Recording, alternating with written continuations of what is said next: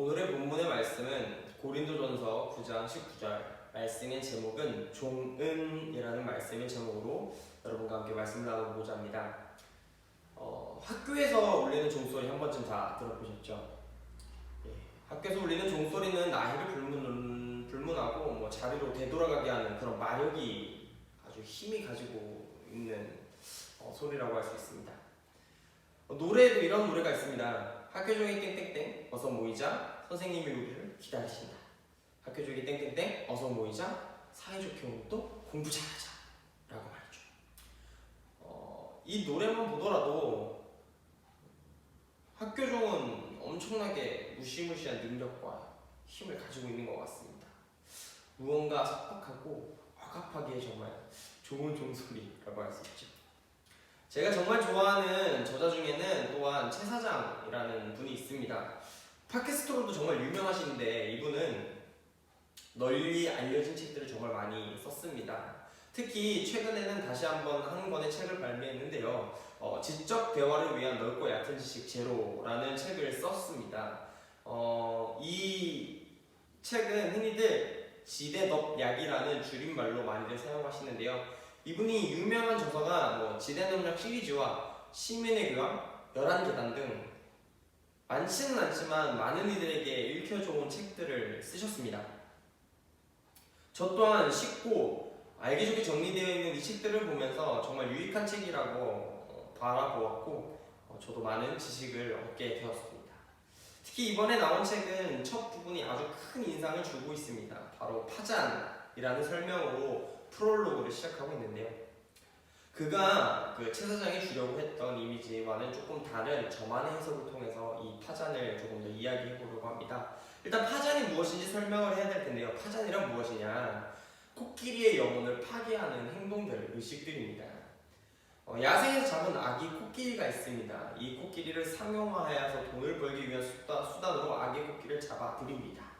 잡아들인 다음에 이 아기 코끼리를 통제하기 위해서는요, 움직이지 못하게 묶어둔 뒤 저항이 완전히 사라질 때까지 몇 날을 굶기고 구타하는 그런 것이 바로 파잔이라는 의식입니다. 절반의 코끼리는 이 의식을 견디지 못하고 죽습니다.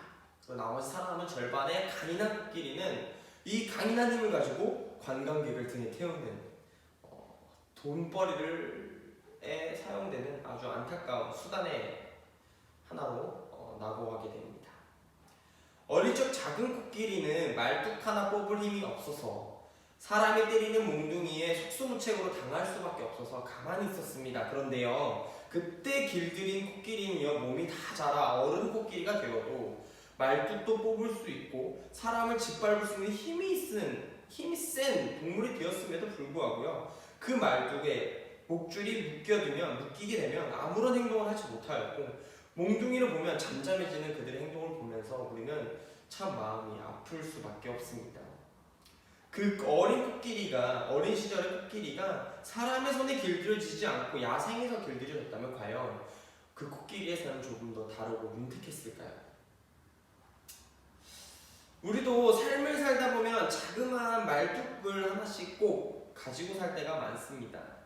이제는 다 자라버려서 그 말들을 손쉽게 뽑을 수 있음에도 불구하고 장비를 사용할 줄 아는 성인, 어른 혹은 인간이 되었음에도 불구하고 아무것도 하지 못한 채 변화를 두려워하고 이미 그 조그마한 세상에 적응해버리는 경우가 그 말뚝 하나에 갇히는 경우가 너무나 많습니다.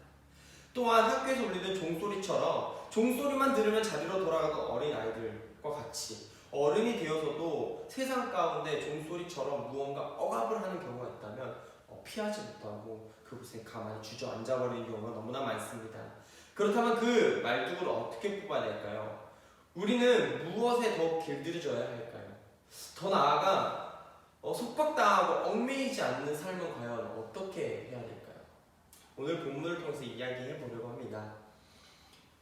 오늘 본문의 말씀을 살펴보면 바울은 내가 모든 사람에게서 자유로우나 스스로 모든 사람에게 종이 된 것은 더 많은 사람을 얻고자 함이라 라고 이야기하고 있습니다.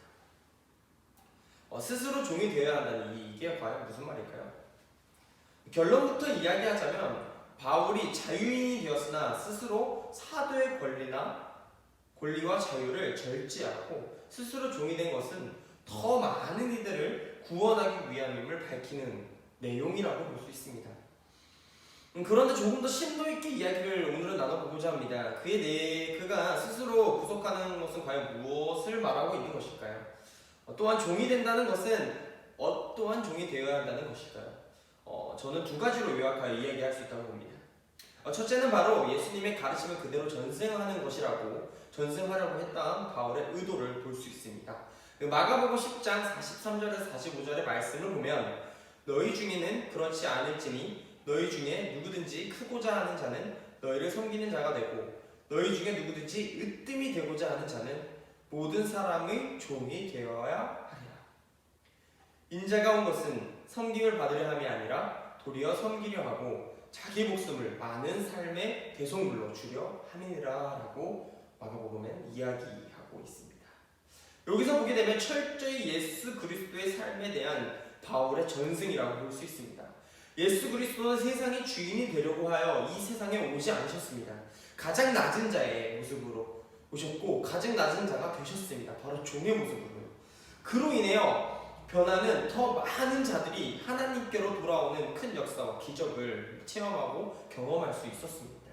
종이 되었기 때문에 더 낮은 자가 되었기 때문에 더 많은 이들이 변화를 경험할 수 있었던 것입니다. 두 번째는 종이 된다는 것은 종이 된 대상, 종이 된 나의 모습을 바라볼 것이 아니라 종이 되었을 때의 누가 내 종의 주인이 되었느냐를 한번 살펴보아야 된다는 것입니다. 흔히 종이 된 자신의 모습을 보며 한탄하기에 급급합니다. 종살이로 살아가는 자들은 매우 어렵고 힘들 수밖에 없습니다. 그런데 이 종이 주인을 정말 잘 만난다면은 자신이 노력한 대가만큼 받을 수 있게 해줄 뿐만 아니라 더욱더 큰 사랑을 많이 얻을 수 있습니다. 그런데 우리가 이 이야기를 하다 보면은 종으로 표현하다 보니 우리는 노예라는 인식이 너무나 강하게 박혀있게 됩니다. 그러나 현대 사회 구조에서 조금 다른 표현으로 찾아보게 된다면 좋은 회사의 대표를 만나서 자신의 꿈을 실현할 수도 있고 좋은 삶의 선배를 통하여 조언을 얻을 수도 고민을 상담할 수도 있습니다. 그만큼 누구를 만나느냐에 따라서 사람은 큰 변화를 가지고 올 수 있다는 걸 이야기하는 것입니다. 맞습니다. 즉 좋은 주인, 좋은 상사를 만나야 합니다. 바로 하나님을 좋은 주인으로 좋은 상사로 맞이해야 합니다. 그 결과는 너무나도 간단합니다. 세상의 어려움을 이겨낼 수 있는 힘을 주시고 있고요. 잘못된 길을 알기보다는 올바른 길에서 하나님의 올바른 백성으로 살아갈 수 있습니다. 맞습니다. 나쁜 상사를 모시는 것보다 좋은 상사를 모시는 게 좋은 것처럼 세상을 나의 상사로 나의 좋은 주인으로 모시기보다는 바로 하나님을 나의 좋은 상사로 나의 좋은 주인으로 모셔야 한다는 것입니다. 이것이 바로 바울이 바라는 종된 삶이라고 볼 수 있었습니다. 우리는 과연 어떠한 종이 되려고 달려가고 있습니까? 어떠한 좋은 주인을 만나려고 달려가고 있습니까? 낮은 자가 되기보다는 높은 자가 되어야 되고 그 높은 위치에서 남을 군림하려는 사람이 되기 위해서 노력하는 자가 우리 가운데 제가 혹은 여러분이 되지 않으셨습니까? 혹은 세상의 종이 되어서 권력과 부